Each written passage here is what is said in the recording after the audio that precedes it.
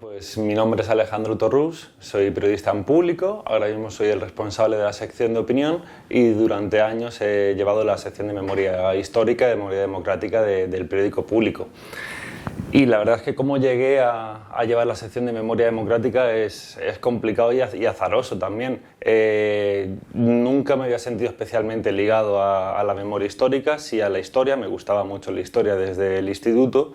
Sirve una anécdota, que es que cuando me presenté al examen de selectividad te hacen dos preguntas en historia, elegir un texto a desarrollar, y me preguntaban sobre la guerra de Cuba o sobre la batalla del Ebro.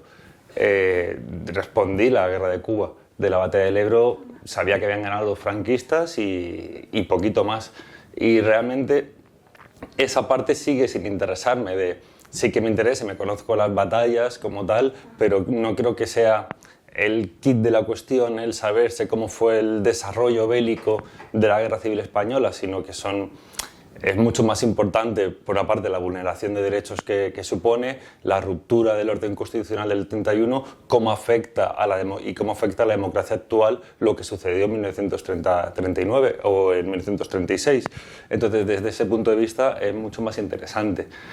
¿Cómo comencé yo en la memoria democrática?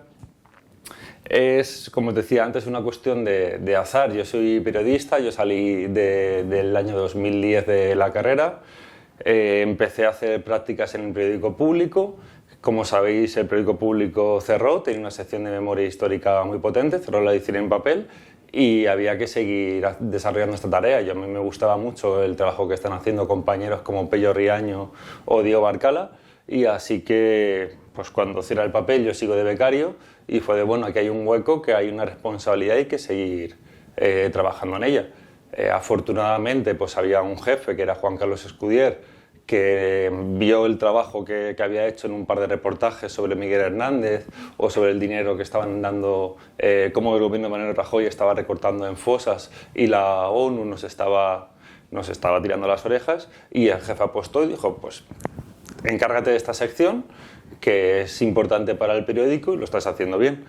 Y entonces a partir de ahí empezó una relación con la memoria democrática, que estamos hablando de cerca del año 2011-2012, y esa relación se va uniendo muy estrechamente con la Coordinadora Estatal de Apoyo a la Querella Argentina, la CEACUA, y la Comuna, y que también es una organización que forma parte de esta CEACUA, con la querella argentina y con las denuncias que las víctimas de la dictadura presentan en España. Ya establezco una relación especial con Carlos Eslepoy, que era abogado de la querella argentina, con Ana Mesuti, que también trabaja en la querella argentina, y con Chato Galante, que era uno de los corazones de aquel motor. Y ahí establecemos un vínculo, una relación de complicidad y de trabajo, donde el objetivo siempre era satisfacer derechos que habían sido vulnerados hace más de 40 años y que no por haber sido vulnerados hace más de 40 años dejaba de haber necesidad por restaurarlos y repararlos. O sea, desde la máxima de que un crimen o una vulneración de derechos no prescribe y que la democracia estaba a tiempo, al menos, de reparar parte de los pecados originales, que fue el no hacerlos en la transición, que era el momento de tratar este asunto.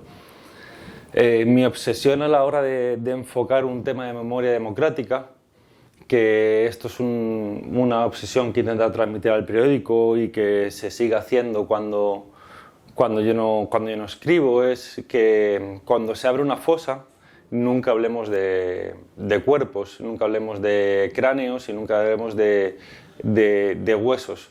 Cuando se abre una fosa se recuperan personas, no se recuperan cuerpos, porque cuando hablamos simplemente de cuerpo parece que estamos hablando como un hallazgo arqueológico de la antigua Roma o de la Edad Media, y se le está quitando una parte de información crucial para que el lector o el ciudadano pueda entender la magnitud del problema. Estamos hablando de vidas de personas que podrían ser nuestros abuelos por edad ahora mismo o bisabuelos, y que tienen un nombre, tienen unos apellidos, tienen una profesión y había una razón por la que lo mataron.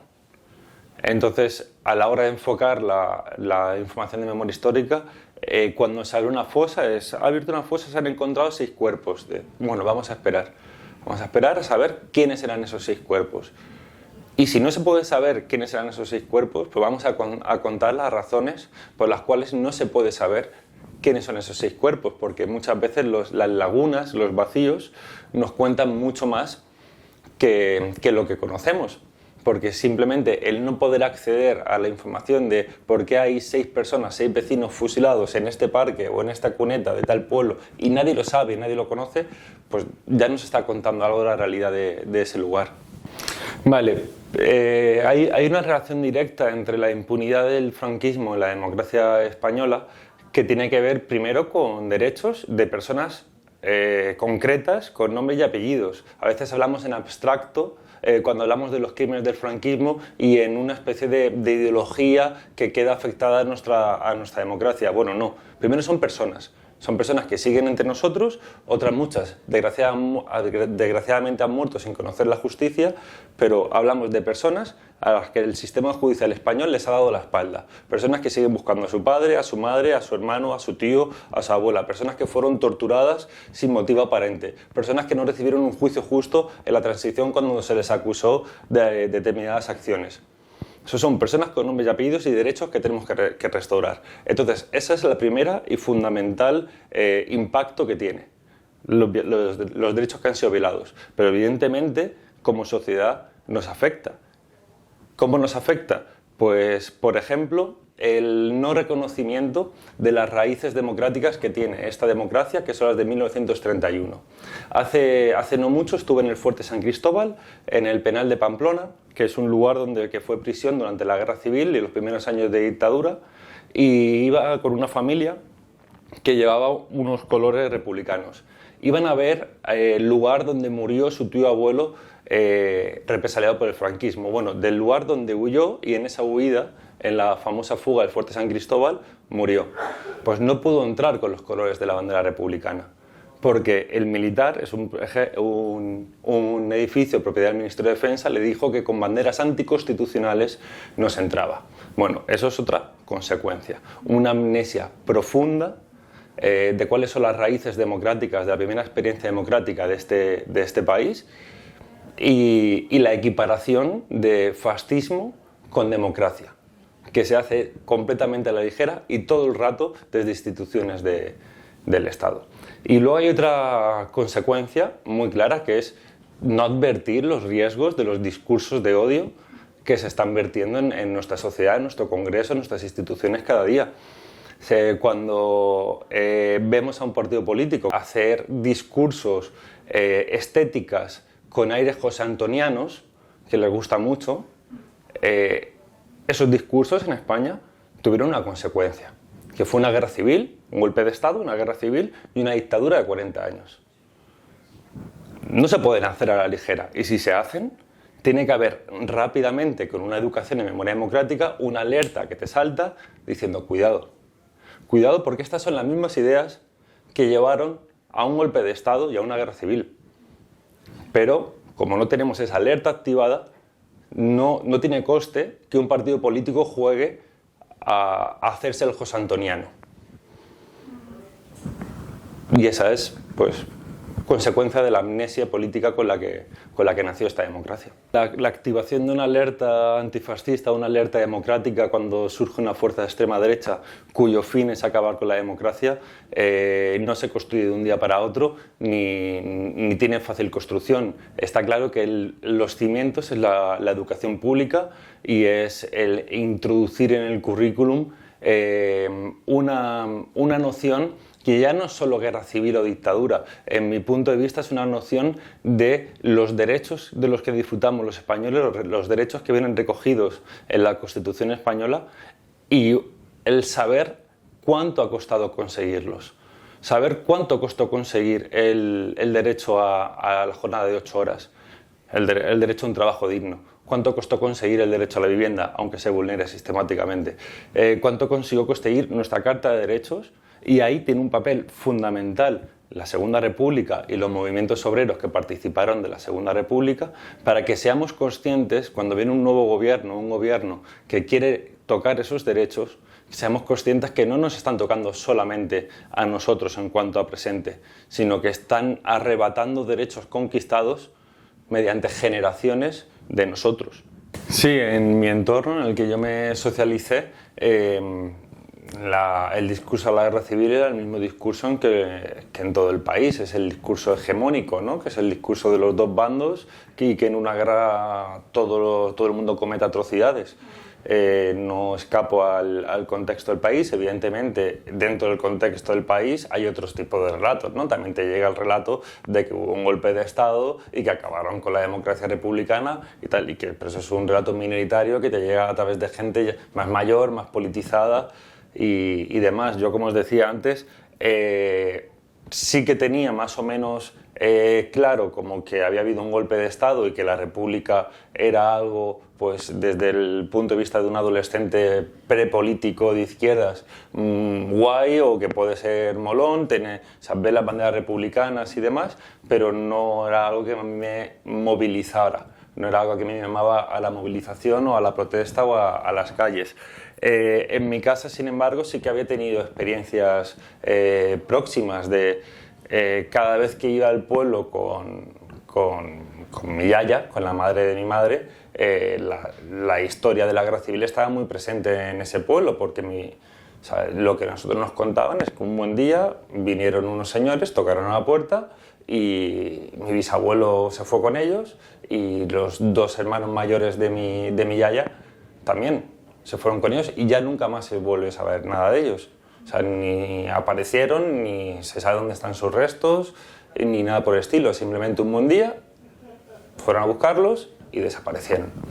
Ese es el relato que siempre nos han contado a nosotros, entonces tampoco era lejano para mí este asunto, pero era una cosa pues de la familia ya lejana y que a mí no sentía como que me apelaba directamente. Sí que me interesaba, cada vez que iba al pueblo les preguntaba muchísimo sobre el asunto, pero porque me interesaba sus vidas. Y de esas conversaciones, llevándola a la pregunta que me hacías, la repetía con el resto de muchos de los reportajes de hace 10 años que hacían este periódico no se pueden repetir ahora, porque son personas que están muertas por edad. Entonces, ¿cómo hablaba yo con ellas? Pues hablaba exactamente igual que hablaba con las hermanas de mi yaya, de qué es lo que te pasó, cómo lo viviste, cómo lo recuerdas, cómo lo sufres, y intentar sacar de esos recuerdos qué tipo de herida tienes en el presente, porque siempre hay un trauma, siempre hay un quiste, siempre hay una cicatriz,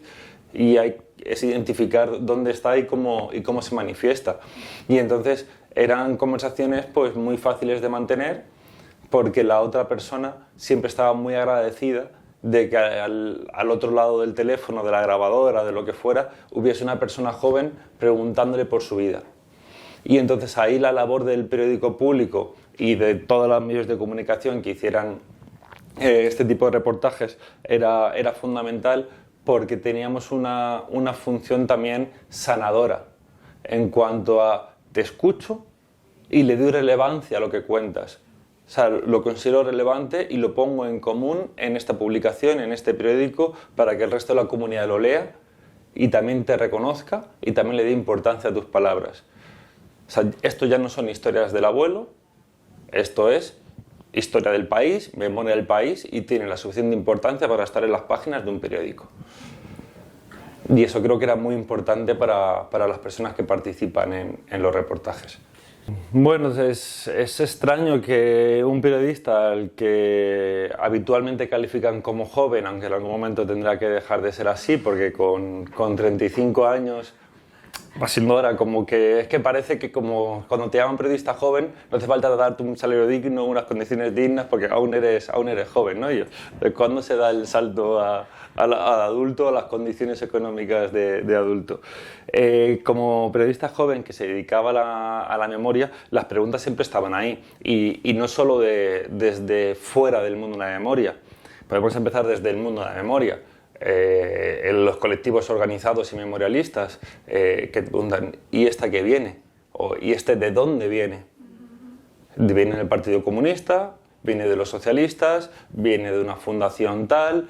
O sea, daban por hecho, si te acercas al mundo de la memoria, te acercabas viniendo de una organización política y con un relato ya preparado. Entonces esa fue la primera batalla, el transmitir, no vengo de parte de nadie, vengo a potenciar el mensaje, a ver qué mensaje tenéis y a que público sea altavoz de vuestros mensajes, de vuestras reclamaciones, porque las consideramos editorialmente unas reclamaciones justas y honestas y además necesarias para la mejora democrática del país. Luego vienen, evidentemente, la incomprensión de parte del entorno, ¿no? Que te dice, pero ¿por qué te metes en una rama, una especialización? Estás haciendo temas de un asunto en el que, aparte de ser minoritario, no vas a poder trabajar en otro medio de comunicación. Tu carrera va a tener las patas muy cortas. Y bueno, la respuesta ante eso la dije al principio, de cuando hay una vulneración de derechos no nos preguntamos por nuestra carrera laboral y si va a ser corta o larga. Hay una serie de personas, unos colectivos reclamando justicia, se considera que es una reclamación justa, pues a cubrir sus protestas, a tratar de potenciar el mensaje y a tratar de ayudar a construir un país más democrático. No quedaba otra. Y luego, desde el lado contrario, evidentemente, o sea, desde los que consideran que la memoria democrática es una farsa y que el franquismo lo hizo todo bien o que esto hay que olvidarlo, pues te sitúa en una tesitura complicada, sobre todo en redes sociales. A mí ya no me pasa mucho porque es verdad que cada vez escribo menos en temas de memoria, pero de cada vez que que publicas un artículo, que te contesten con una foto de un cementerio y te digan este es tu sitio, o el día que comencemos la caza pues tú vas a caer, pues ya aprendes a convivir con ese tipo de mensajes, que luego pues ya sabes que seguramente será un señor de 40 años, aburrido, recién divorciado y que necesita sacar su odio hacia algún lugar y tal, pero claro, al principio no dejas de ser un chaval de 23 años que empieza a recibir amenazas en Twitter y dices, seguramente la persona que te está amenazando tiene edad para ser tu padre, pero eso no lo sabe ni la persona que te amenaza ni tú que estás en tu casa tranquilamente. No, la verdad es que no, porque está el caso de muchísimos otros periodistas que no hablan de memoria histórica y que reciben amenazas sistemáticamente en sus redes sociales. O sea, no es luchar por la memoria histórica lo que te quita el foco de la extrema derecha. Lo que te quita el foco de la extrema derecha es dejar de reivindicar derechos y dejar de luchar por la mejora de las condiciones materiales de vida de la gente. Y entonces yo, en mi manera de entender el periodismo, puedo dejar la memoria histórica, pero no puedo dejar la lucha por los derechos. Entonces las amenazas continuarían si en lugar de hacer memoria hiciera vivienda, inmigración o cualquier otro asunto. Bueno, pues cuando ya llevaba trabajando muchos años en temas de memoria, surge la oportunidad editorial de escribir un libro. Me contactan y me dicen, queremos que escribas un libro con temática de memoria, pero queremos que elijas tú el tema. Y entonces yo tengo la obsesión de la memoria es presente y hay que intentar explicarla así, de por qué lo que sucedió en 1936 tiene repercusiones directas en el presente. Y además no es un mundo aburrido, porque conocer la vida de estas personas es apasionante. Y entonces pensé qué mezcla de ingredientes me podía dar algo que el lector más joven pudiera leer sin aburrirse, sin pensar que es un libro de historia al uso, y que aparte me consiguiera desarrollar esa idea de que la memoria histórica es presente y es visible en el presente. Y ahí elegí la historia de la fuga del fuerte de San Cristóbal, del fuerte Ezcaba, en Pamplona, que, bueno, como sabéis, es un penal en Pamplona de 2.500 presos en 1938, y un grupo de 50 presos organizado consigue tomar el penal y pronunciar la famosa frase de las puertas están abiertas, el que quiera salir que salga. Y entonces 795 presos deciden huir y emprender el único camino de huida posible, que era Francia. Entonces les separa alrededor de 50 kilómetros y cerca de 800 presos inician ese camino.